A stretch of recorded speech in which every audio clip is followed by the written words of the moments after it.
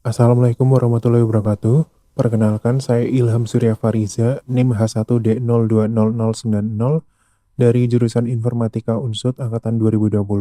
Di sini saya akan mendemokan tugas akhir saya yang berjudul Implementasi Laravel Full Stack Development dalam pengembangan sistem kerjasama LPPM Unsud. Jadi di sini output dari penelitian saya ya ini sebuah sistem informasi untuk pengelolaan kerjasama LPPM Unsud. Apa sih tujuan dari penelitian ini? Penelitian ini bertujuan untuk mempermudah proses bisnis kerjasama LPPM Unsud dengan mitra dan juga mempermudah dalam memonitor progres kerjasama yang telah dilakukan. Ya, di sini tampilan utama, tampilan awal dari sistem saya itu seperti ini. Ini terdapat login atau daftar dengan Google. Ketika kita klik, maka akan diarahkan ke halaman ini untuk memilih akun mana sih yang akan digunakan. Ini saya user ini belum ada di sistem, jadinya akan mendaftarkan user saya ini ke dalam sistem. Selanjutnya, ketika sudah masuk ke dalam sistem karena datanya sebelumnya belum ada, jadinya kita harus lengkapi data dulu di sini. Karena yang bisa diambil hanya nama dan email saja dari Google. Misal saja di sini Jalan Perdamaian. Kontaknya 082 137 nama penggunanya juga mungkin saya ubah ya jadi PT Perdamaian.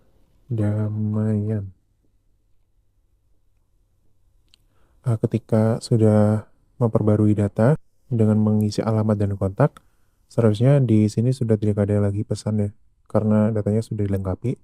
Selanjutnya untuk mengajukan kerjasama ini kita bisa mengklik di halaman kerjasama di menu kerjasama. Selanjutnya form pengajuan. Ya, pada formulir pengajuan kerjasama ini ditampilkan detail instansi dari data user tadi. Selanjutnya untuk pengajuan kerjasama ini membutuhkan judul kerjasama, jenis kerjasama, periode kerjasama, dan file persyaratan. Ya, jadinya di sini contoh saja kita isi dengan contoh satu. Jenis kerjasamanya penelitian atau pengabdian. Di sini kita pilih coba penelitian. Selanjutnya untuk tanggal mulai tanggal 2 Agustus ya. Selanjutnya untuk tanggal selesainya misalnya tanggal 3 Desember 2025. Surat permohonan kerjasama ini sebagai file persyaratan pertama. Ini untuk unggah file ini maksimal 10 MB ya dengan format PDF. Ini kerangka acuan kerja. Dan juga ini RAB. Selanjutnya submit. Ya, ketika sudah selesai diunggah, nanti akan diarahkan ke halaman status pengajuan. Di sini menampilkan daftar pengajuan kerjasama. Nantinya kalau misalnya ada beberapa pengajuan kerjasama yang dilakukan oleh user ini, nanti akan dimuat di dalam daftar ini. Mungkin contoh saja ini saya tambahkan beberapa pengajuan lain ya.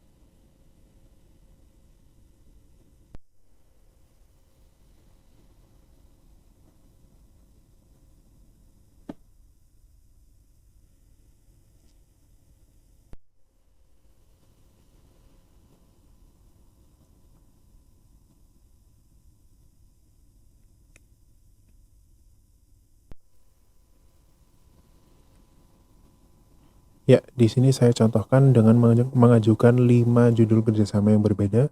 Dengan judul kerjasama di sini saya menggunakan contoh satu, contoh 2, dan seterusnya sampai 5. Ini nantinya untuk memantau perbedaan status dari kerjasamanya ya. Ini status kerjasama di sini nanti akan terubah pada setiap tahapannya ketika admin telah menerima, telah menolak, atau telah membentuk sebuah kesediaan kerjasama, ataupun sudah dalam tahapan perjanjian kerjasama. Nanti statusnya akan terupdate. Ini ketika masih menunggu persetujuan, ini masih ada tombol untuk edit dan hapus. Nanti seharusnya untuk ketika uh, kerjasama sudah diterima, nanti hanya bisa dilihat saja. Nih, contohnya kita lihat di sini. Ini juga ada ada informasi untuk menampilkan status pengajuan di sini. Ini belum ada sama sekali ya yang tercentang. Seharusnya nanti kalau misalnya sudah diterima, nanti sampai sini pengajuan diterima. Ini udah tercentang otomatis nantinya. Ya, ini pada detail ajuan kerjasama ini menampilkan data ajuan kerjasama tersebut ya. Ini contohnya yang tadi judul kerjasama contoh satu yang saya tampilkan di sini. Ini untuk tanggal pengajuannya tanggal 2 Agustus 2024. Jenis kerjasamanya penelitian, tanggal mulainya ini sampai dengan tanggal ini. Selanjutnya status pengajuan di sini menunggu persetujuan karena belum diproses oleh admin. Selanjutnya di sini ada dokumen permohonan ini untuk menampilkan dan juga mengunduh, bisa di sini atau di sini print. Selanjutnya ini masih bisa ubah data dan hapus ya. Nanti seharusnya ketika admin sudah memproses itu tidak bisa. Ya, jadi sementara kita mungkin beralih dulu ke admin ya.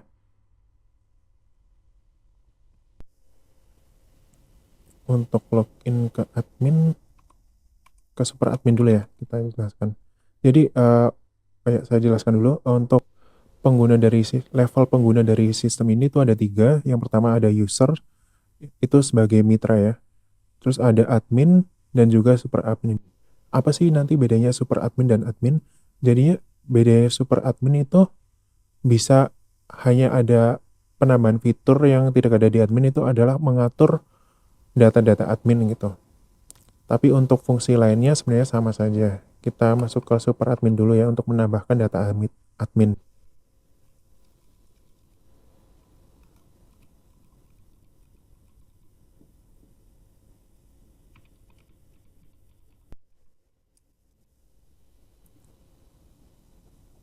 Ya, untuk fitur-fitur ini nanti saya akan jelaskan di admin saja nanti. Ini untuk halaman super admin ya. Ini di menu pengguna ada daftar admin.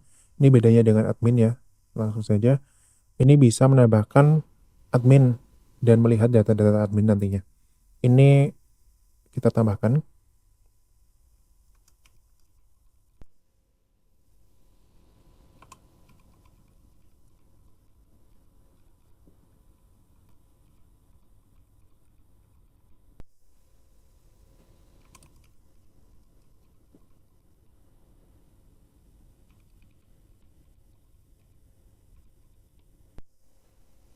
Ya, ini untuk penambahan admin ini kita bisa menginputkan nama, email, dan passwordnya. Ya, ini data admin telah berhasil ditambahkan. Seharusnya nanti ketika eh, adminnya login dengan akun Google ini, seharusnya sudah bisa login sebagai admin seperti itu. Jadi kita keluar dulu ya. Login dengan akun Google yang tadi, yaitu ini ya, suryailham712@gmail.com. Seharusnya sudah bisa masuk sebagai admin. Ya, ini sudah sebagai admin ya. Selamat datang, Ilham. Ini kita bisa melihat profil dari adminnya di sini. Nih, Ilham, Surya Ilham ini. Selanjutnya untuk mengelola proses kerjasama di bagian admin, ini kita bisa masuk ke menu kerjasama. Selanjutnya ini menampilkan daftar pengajuan, diterima, dan ditolak. Ini yang dua ini nanti saya akan jelaskan. Pertama ini daftar pengajuan, ini menampilkan jumlah dari pengajuan ya. Nih karena ada datanya 5, jadinya di sini menampilkan 5. Ya ini dari pengajuan-pengajuan yang tadi dicontohkan pada user ini untuk mengajukan kerjasama. Ini ada judul 5 judul ya yang tadi diajukan oleh PT Perdamaian. Ya, ya untuk contoh satu saya terima di sini.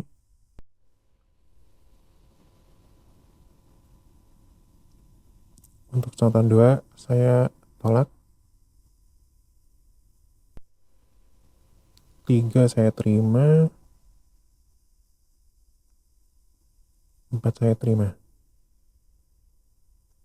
Ya, jadi untuk yang di sini ada diterima dan ditolak. Diterima itu menampilkan daftar pengajuan yang diterima ya, yang sudah diterima oleh admin itu, dan statusnya juga langsung berubah menjadi diterima. Jika ditolak, nanti statusnya akan menjadi ditolak seperti ini dan bisa dihapus. Selanjutnya untuk pemrosesan dari proses kerjasama ini pada tahapan selanjutnya setelah penerimaan ini isi form kesediaan. Tapi di sini kita misalnya mau melihat detail dari kerjasama ini bisa dilihat di sini. Ini menampilkan detail pengajuannya. Ini ada data miteranya, data ajuan kerjasamanya, apa saja. Terus kayak dokumen permohonan misalnya, dokumen kerangka acuan kerja dan RAB-nya bisa juga dilihat di sini. Selanjutnya tahapan berikutnya dalam proses penerimaan kerjasama ini adalah isi form kesediaan. Ya, pada isi formulir kesediaan di sini, ini sebelum kita isi mungkin kita barangkali lupa ini pengajuannya apa sih dari judul yang diajukan, terus kayak tanggal kerjasamanya mungkin periodenya mulai dari kapan hingga kapan. Ini bisa dilihat di informasi pengajuan. Ini akan menampilkan data mitra dan data ajuan kerjasama. Selanjutnya ini untuk dokumen kesediaan. Oh ya, untuk formulir kesediaan ini untuk inputnya ada dokumen kesediaan, nominal, periode kerjasama, dan tim ya. Ini meliputi ketua dan anggota 1 hingga anggota 5. Ini opsional ya, bisa diisi atau tidak. Nih, untuk ini dokumen kesediaan kita isi. Nominalnya misal saja 100 juta. Selanjutnya untuk periode kerjasamanya ini secara default ini mengambil inputan dari ajuan kerjasama ya di sini. Tapi barangkali nanti dalam proses bisnisnya ada perubahan, baik itu tanggal mulai ataupun tanggal selesai bisa dilakukan juga di sini. Misalnya dirubah kita di tanggal 30 bulan 1 2025. Selanjutnya ini untuk ketuanya mengambil data dosen ya. Ini data dosen. Ini dari mana sih ini diambil datanya? Jadi ini nanti diambil dari sini ya, bagian sini. Ada daftar dosen, nanti akan saya jelaskan nanti. Ini kita contohkan satu dulu ya di sini. Kita submit. Ya, ini form kesediaan berhasil diisi. Jadi statusnya sudah langsung terupdate menjadi kesediaan kerjasama. Dan ketika dilihat detailnya, ini akan menampilkan kesediaan kerjasama juga. Jadi kayak sudah langsung terupdate, menampilkan nominal kerjasama, periode kerjasama, dokumen kesediaan, dan juga informasi tim yang tergabung dalam kerjasama ini. Ya, untuk tadi dosen-dosen itu yang terlibat dalam tim kerjasama itu berasal dari mana sih? Oh, itu berasal dari sini. Ini eh, apa ya, hak aksesnya admin itu bisa menambahkan dan melihat daftar dosennya. Nih, daftar dosennya itu di sini. Jadi yang pada kesediaan tadi itu diambil dari sini ya. Ini bisa menambahkan juga misalnya nama dosen. Soalnya dokter Dewi. Nicknya sembarangan aja, kita sebagai contoh saja ya. Fakultasnya kedokteran. Emailnya dewi@mail.com. Kontaknya juga kita asal saja. submit. Ya, data dosen berhasil ditambahkan. Seharusnya kita kalau misalnya di sini kita lihat sudah ada Dokter Dewi ya. Tapi kalau misalnya mau kita mencari secara mudah itu bisa langsung ketikkan di sini saja Dewi sesuai nama. Ya, muncul ya Dokter Dewi dari Fakultas Kedokteran. Nah, ini data ini nih nantinya bisa digunakan untuk input di kesediaan. Ya, jadi mungkin saya contohkan yang di sini ya, contoh 3 ini, isi form kesediaan.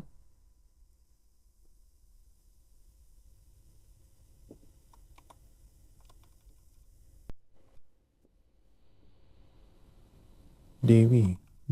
Nah, nih sudah ada.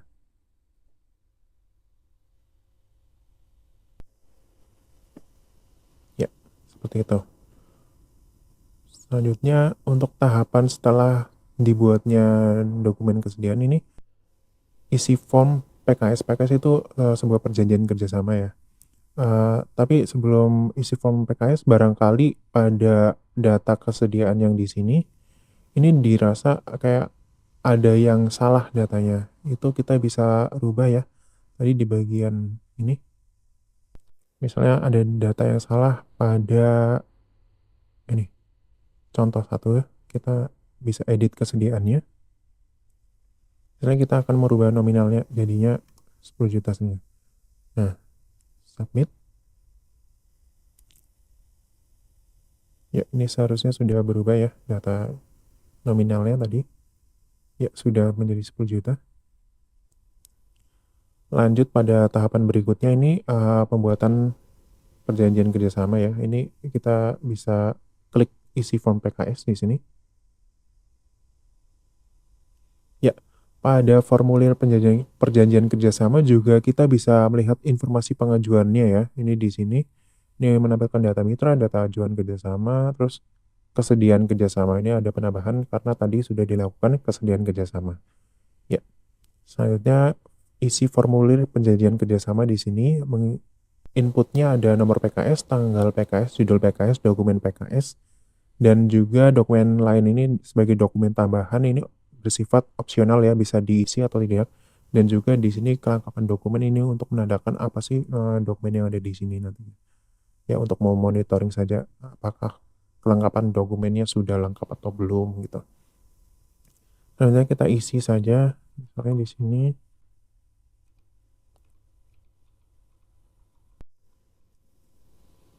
tanggal PKS, judul PKS, contoh PKS gitu aja ya. PKS 1. Dokumen PKS.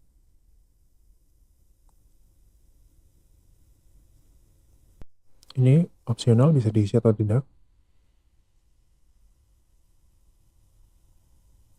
Ini ya, saya contohkan pakai dokumen tambahan di sini. Untuk kelengkapan dokumen ini bisa disesuaikan dengan yang ada pada sini. Selanjutnya kita submit. Ya, pengisian PKS berhasil. Jadi ketika pengisian PKS berhasil, ini statusnya itu seharusnya menjadi perjanjian kerjasama, tapi ini sudah tidak ditampilkan di halaman diterima ya, tapi sudah memiliki halaman sendiri. Di sini ada PKS. Ini oh ya, di sini juga ada dua, ada PKS aktif dan PKS non aktif. PKS aktif itu digunakan untuk menampilkan daftar PKS yang statusnya masih aktif ya. Status aktif itu ditandai dengan tanggal selesai PKS-nya itu belum, tanggal selesai kerjasamanya itu belum melebihi tanggal hari ini. Nih, tanggal selesainya kan ini masih jauh ya. Sekarang ini 2 Agustus 2024 dan ini tanggal selesainya 30 Januari 2025. Dan itu kan masih jauh. Mungkin saya contohkan untuk PKS yang non aktif ya. Kita edit dulu kesediaan di sini. Ini untuk tanggal selesainya biar kayak non aktif gitu ya. Juli saja ya. Seharusnya kan non aktif ya karena sudah terlewat gitu.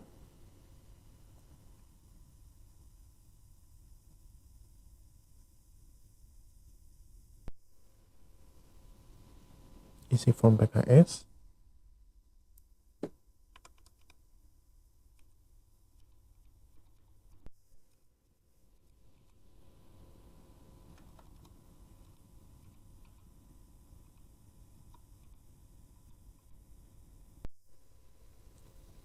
Tanggal PKS.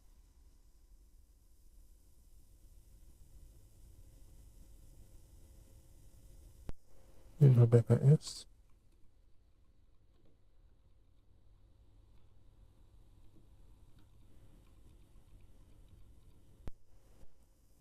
Dan dokumen PKS. Langsung saja kita upload. Ya, ini opsional ya. Jadi bisa diisi atau tidak. Ya, ini pengisian PKS berhasil ya. Ini untuk menyontohkan saja bahwa ini PKS-nya seharusnya berada di daftar yang nonaktif ya. Ya, ini sudah ada nonaktifnya satu. Dan ini hanya bisa lihat dan hapus. Ketika hapus nanti data-datanya akan hilang dari akarnya. Kayak mulai dari pengajuan kerjasamanya itu akan hilang juga. Kita lihat ini.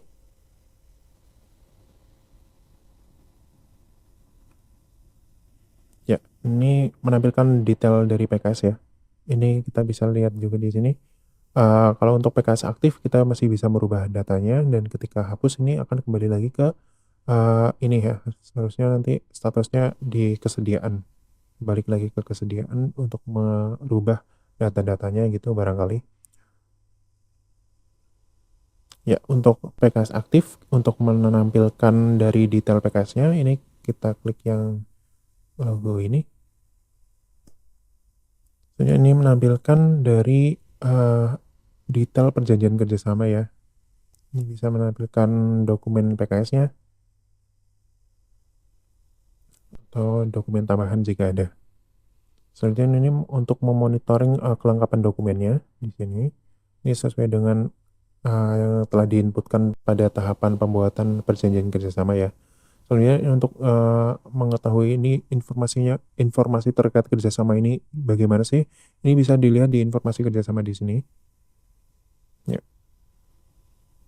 Menampilkan data mitra, ajuan kerjasamanya, selanjutnya kesediaan kerjasama yang telah dilakukan oleh admin. Dan juga ini ada timnya juga di sini. Ya, seperti itu. Selanjutnya untuk di dashboard admin, ini seharusnya sudah berubah ya. Tadinya kan kosong ya. Ini sekarang ada jumlah PKS ini menampilkan 2 karena PKS yang terbentuk ini 2 walaupun yang satu nonaktif. Jadi kita ditampilkan di sini. Terus ini total dana dari PKS ya. PKS yang terbentuk. Selanjutnya untuk dosen terlibat ini dosen yang ada di perjanjian kerjasama. Yang terlibat dalam suatu kerjasama seperti itu. Dan ini jumlah mitra adalah jumlah anggota, jumlah user. Nih, di sini. Yang terdaftar sebagai mitra. Seperti itu. Selanjutnya kita melihat status pengajuan kerjasama yang ada di user kali ya. Ya, jadi kita bisa keluar dulu. Dan kita bisa masuk ke ini ya, yang tadi. Ini user kan tadi pakainya ini. User mitranya. Login saja. Ya, ini sudah ada jumlah PKS-nya ini 2 ya, karena tadi sudah dibuat PKS-nya dua-duanya. Terus dosen terlibatnya juga ada di 3 karena yang tadi di admin sebenarnya kayak pengajuannya cuma dari user yang ini saja, jadi datanya kurang lebih sama seperti ini. Selanjutnya ini untuk status pengajuan ini menampilkan beberapa perbedaan ya di sini ya. Ini ada perjanjian kerjasama, ada yang ditolak, ada yang diterima, dan ada yang menunggu persetujuan. Ya, ini apa sih bedanya? Ya, jadi awal dari user mengajukan itu kan statusnya ini masih menunggu persetujuan. Nah, ketika admin menerima, nanti contohnya seperti ini, diterima, statusnya menjadi diterima. Kalau ditolak menjadi ditolak. Apa sih bedanya? Apakah cuma menampilkan status ini doang atau tidak? Jadi ketika masih menunggu persetujuan ini pengguna masih bisa merubah ya data pengajuan kerjasamanya ya seperti ini. Ini jika ingin merubah data ajuan kerjasamanya, misalnya ini menjadi pengabdian di sini, itu masih bisa dilakukan oleh user selagi admin belum menerima pengajuan tersebut atau menolak. Ya, ketika sudah diterima, maka sudah tidak bisa si user untuk melakukan edit dan hapus seperti yang ada di sini. Dan juga pada tahapan selanjutnya seperti kesediaan kerjasama dan perjanjian kerjasama ini juga tidak bisa. Dan untuk ditolak sendiri ini bisa lihat dan bisa dihapus. Ini contohnya ya, saya hapus di sini.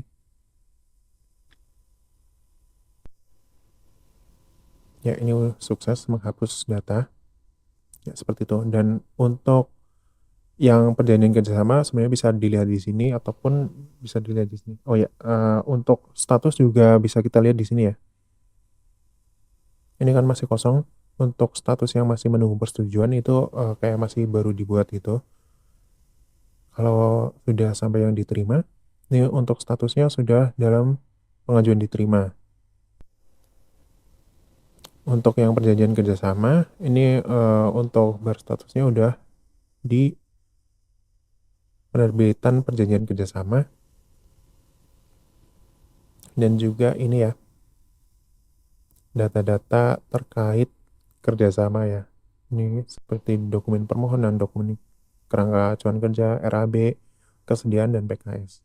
Nih, ditampilkan juga ini informasinya, nominal, tanggal mulai, tanggal selesai, dokumen kesediaan, dokumen PKS, dokumen tambahan, karena tidak ada datanya ya.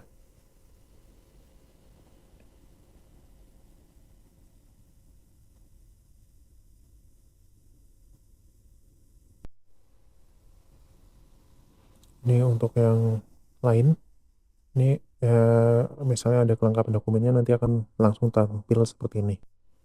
Selanjutnya, selain itu PKS juga bisa dilihat di sini oleh mitra. Daftar PKS nanti juga menampilkan statusnya juga di sini. Untuk yang PKS-nya aktif, ini nanti akan menampilkan aktif dan ini non-aktif. Ketika diklik ini juga akan menampilkan detail dari perjanjian kerjasama ini. Ya, ini menampilkan seperti ini, ada nomor PKS, judul PKS, tanggal PKS, dan dokumen PKS yang diunggah oleh admin. Selanjutnya, barangkali ingin mengetahui detail dari informasi kerjasamanya, ini bisa di expand di sini. Informasi pengajuan, ada ajuan kerjasama, kesediaan kerjasama. Dan ini menampilkan juga terkait nominal kerjasama dan tim dari kerjasama tersebut. Yang mana ini adalah dosen-dosen. Selanjutnya, saya mau menjelaskan di sini, ini bisa dilakukan perubahan data ya, profilnya seperti yang tadi. Selanjutnya, keluar dulu. Ya. Jadi, misal ada skenario bahwa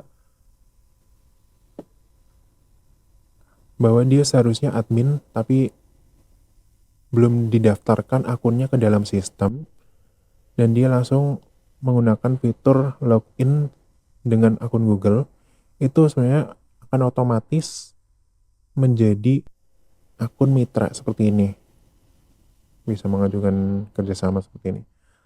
Nah, gimana sih cara merubahnya? Jadi cara merubahnya ini merupakan hak istimewa yang dimiliki oleh super admin ya. Jadinya kita ke super admin dulu. Ini nantinya super admin itu bisa melakukan perubahan dari user itu ke user admin.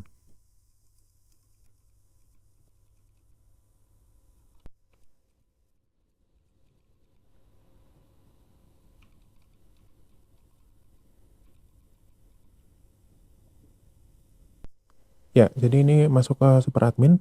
Jadi perbedaan super admin itu dengan admin biasa itu pada menu pengguna di sini itu jika admin biasa hanya menampilkan daftar mitra untuk mengatur eh, mitra-mitra apa saja yang mungkin akan dirubah datanya atau bagaimana, dan juga ketika di super admin kita bisa mengatur daftar adminnya di sini untuk menambahkan admin atau mengedit data admin gitu atau menghapus ya, manajemen data admin tersebut. Nah, dengan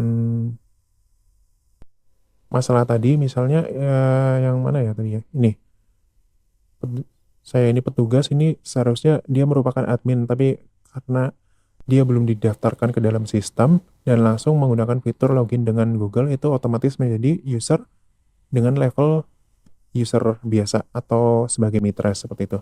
Untuk mengubahnya menjadi admin itu masuk ke halaman aksi ini, lihat detail ya. Selanjutnya ini menampilkan detail dari pengguna tersebut. Jika ini mau dijadikan admin, tinggal diklik tombol ini, jadikan admin. Ya, maka otomatis akan menjadi admin dan seharusnya sudah bisa login ya dengan alamat email ini. Nanti akan kita coba apakah dengan email ini akan login sebagai admin, bukan lagi login sebagai mitra. Tapi di sini saya jelaskan kasus lain bila ini ya.